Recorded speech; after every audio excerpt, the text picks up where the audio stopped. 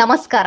ದೇಶದ ರೈತರು ಅತ್ಯಂತ ಕಾತರದಿಂದ ಕಾಯುತ್ತಿರುವ ಮುಂಗಾರು ಹಂಗಾಮು ಈಗ ಸಮೀಪಿಸುತ್ತಿದೆ. ಇದೇ ವೇಳೆ ಕೇಂದ್ರ ಕೃಷಿ ಇಲಾಖೆ, ಭಾರತೀಯ ಹವಾಮಾನ ಇಲಾಖೆ ಹಾಗೂ ವಿವಿಧ ಕೃಷಿ ವಿಜ್ಞಾನ ಕೇಂದ್ರಗಳಿಂದ ಮಹತ್ವದ ಮಾಹಿತಿಗಳು ಹೊರಬಿದ್ದಿವೆ. ಇಂದಿನ ಈ ವಿಡಿಯೋದಲ್ಲಿ ಮುಂಗಾರು ಯಾವ ರಾಜ್ಯಗಳಿಗೆ ಮೊದಲು ಪ್ರವೇಶಿಸಬಹುದು, ಕರ್ನಾಟಕದಲ್ಲಿ ಯಾವ ಜಿಲ್ಲೆಗಳಿಗೆ ಮೊದಲು ಮಳೆ ತಲುಪಬಹುದು, ರೈತರು ಈಗಿನಿಂದಲೇ ಏನು ಸಿದ್ಧತೆ ಮಾಡಿಕೊಳ್ಳಬೇಕು, ಯಾವ ಬೆಳೆಗಳಿಗೆ ಹೆಚ್ಚು ಅವಕಾಶ ಇದೆ, ಕೇಂದ್ರ ಕೃಷಿ ಇಲಾಖೆ ನೀಡಿರುವ ಎಚ್ಚರಿಕೆಗಳೇನು ಎಂಬ ಸಂಪೂರ್ಣ ಮಾಹಿತಿಯನ್ನು ವಿವರವಾಗಿ ತಿಳಿದುಕೊಳ್ಳೋಣ.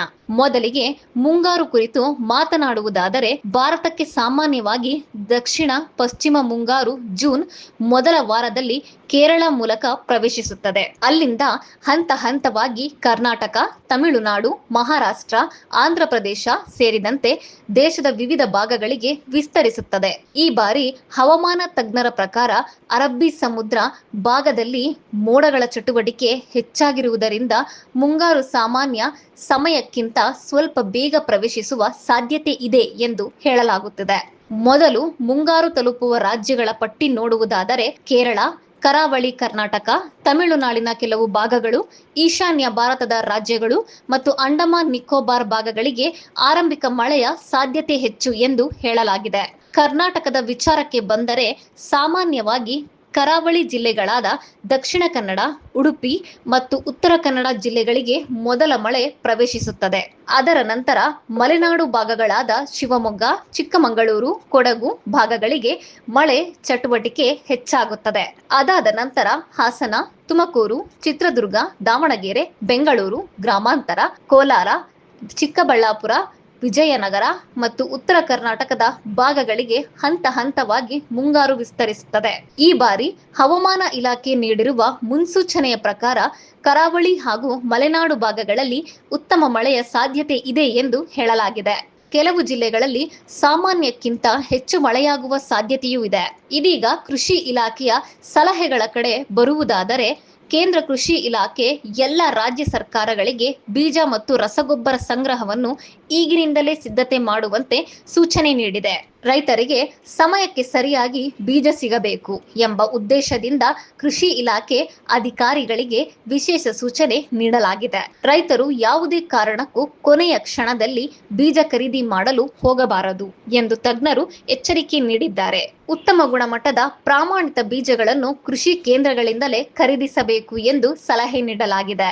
ಮಳೆ ಆಧಾರಿತ ಕೃಷಿ ಮಾಡುವ ರೈತರು ಈ ಬಾರಿ ಯಾವ ಬೆಳೆಗಳಿಗೆ ಹೆಚ್ಚು ಒತ್ತು ಕೊಡಬಹುದು ಎಂಬ ಪ್ರಶ್ನೆ ಹಲವರಲ್ಲಿ ಇದೆ. ಕೃಷಿ ತಜ್ಞರ ಪ್ರಕಾರ ರಾಗಿ, ಜೋಳ, ಸಜ್ಜೆ, ತೊಗರಿ, ಶೇಂಗಾ, ಹೆಸರು, ಉದ್ದು ಮತ್ತು ಸೋಯಾಬೀನ್ ಬೆಳೆಗಳಿಗೆ ಉತ್ತಮ ಅವಕಾಶ ಇರಬಹುದು ಎಂದು ಹೇಳಲಾಗಿದೆ. ಕರ್ನಾಟಕದ ಒಣಭೂಮಿ ಭಾಗಗಳಲ್ಲಿ ಕಡಿಮೆ ನೀರಿನಲ್ಲಿ ಬೆಳೆಯುವ ಬೆಳೆಗಳಿಗೆ ಹೆಚ್ಚು ಆದ್ಯತೆ ನೀಡುವಂತೆ ಸಲಹೆ ನೀಡಲಾಗಿದೆ. ವಿಶೇಷವಾಗಿ ಚಿತ್ರದುರ್ಗ, ವಿಜಯಪುರ, ಬಳ್ಳಾರಿ, ರಾಯಚೂರು ಭಾಗದ ರೈತರು ನೀರಿನ ಸೌಲಭ್ಯತೆ ನೋಡಿ ಬೆಳೆ ಆಯ್ಕೆ ಮಾಡಿಕೊಳ್ಳಬೇಕು ಎಂದು ಕೃಷಿ ಇಲಾಖೆ ತಿಳಿಸಿದೆ. ಇನ್ನೊಂದು ಪ್ರಮುಖ ಮಾಹಿತಿ ಏನೆಂದರೆ, ಮಣ್ಣು ಪರೀಕ್ಷೆಗೆ ಈ ಬಾರಿ ಹೆಚ್ಚು ಒತ್ತು ನೀಡಲಾಗುತ್ತಿದೆ. ಮಣ್ಣಿನಲ್ಲಿ ಯಾವ ಪೋಷಕಾಂಶ ಕಡಿಮೆ ಇದೆ ಎಂಬುದನ್ನು ಪರೀಕ್ಷೆ ಮೂಲಕ ತಿಳಿದುಕೊಂಡು ಅದರ ಪ್ರಕಾರ ರಸಗೊಬ್ಬರ ಬಳಕೆ ಮಾಡಿದರೆ ಖರ್ಚು ಕಡಿಮೆಯಾಗುತ್ತದೆ ಮತ್ತು ಉತ್ಪಾದನೆ ಹೆಚ್ಚಾಗುತ್ತದೆ ಎಂದು ತಜ್ಞರು ಹೇಳಿದ್ದಾರೆ. ನೀರು ಉಳಿಸುವ ಕೃಷಿ ವಿಧಾನಗಳ ಬಗ್ಗೆ ಕೂಡ ಸರ್ಕಾರ ಜಾಗೃತಿ ಮೂಡಿಸುತ್ತಿದೆ.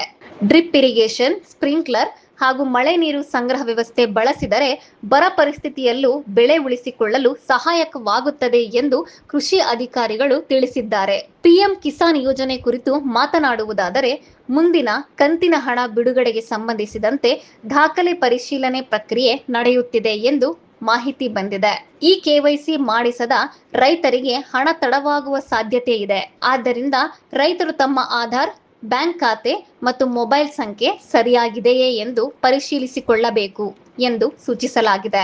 ಇದರ ಜೊತೆಗೆ ಬೆಳೆ ವಿಮೆ ಕುರಿತು ಕೂಡ ಜಾಗೃತಿ ಮೂಡಿಸಲಾಗುತ್ತಿದೆ. ಮಳೆ ಕೊರತೆ, ಅತಿವೃಷ್ಟಿ ಅಥವಾ ಗಾಳಿ ಮಳೆಯಿಂದ ಬೆಳೆ ಹಾನಿಯಾದರೆ ವಿಮೆ ಬಹಳ ಸಹಾಯಕವಾಗುತ್ತದೆ ಎಂದು ಕೃಷಿ ಇಲಾಖೆ ತಿಳಿಸಿದೆ.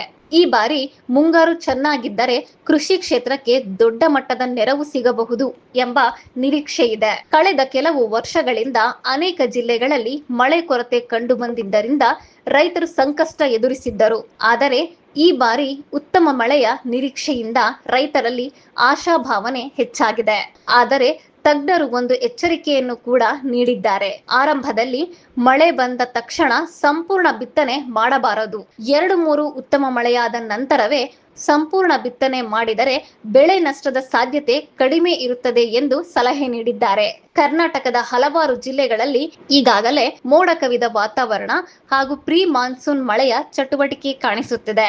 ಕೆಲವು ಭಾಗಗಳಲ್ಲಿ ಗಾಳಿ ಸಹಿತ ಮಳೆಯಾಗುತ್ತಿರುವ ವರದಿಗಳು ಬರುತ್ತಿವೆ. ಮುಂದಿನ ಕೆಲವು ವಾರಗಳು ರೈತರಿಗೆ ಬಹಳ ಮಹತ್ವದ ಸಮಯವಾಗಿದ್ದು, ಕೃಷಿ ಇಲಾಖೆ ಸೂಚನೆಗಳನ್ನು ಗಮನದಲ್ಲಿಟ್ಟುಕೊಂಡು ಸಿದ್ಧತೆ ಮಾಡಿಕೊಂಡರೆ ಉತ್ತಮ ಫಲಿತಾಂಶ ಪಡೆಯಬಹುದು. ಈ ಬಾರಿ ನಿಮ್ಮ ಜಿಲ್ಲೆಯಲ್ಲಿ ಮುಂಗಾರು ಯಾವಾಗ ಬರುತ್ತದೆ ಎಂದು ನೀವು ಅಂದಾಜಿಸುತ್ತೀರಿ? ನಿಮ್ಮ ಜಿಲ್ಲೆಯ ಹೆಸರು ಕಾಮೆಂಟ್ ಮೂಲಕ ತಿಳಿಸಿ. ಇಂತಹ ಕೃಷಿ ಮತ್ತು ಮುಂಗಾರು ಮಾಹಿತಿಗಳಿಗೆ ನಮ್ಮ ಭಾರತ್ ಕೃಷಿ ಚಾನೆಲ್ ಅನ್ನು ಫಾಲೋ ಮಾಡಿ. ಧನ್ಯವಾದಗಳು.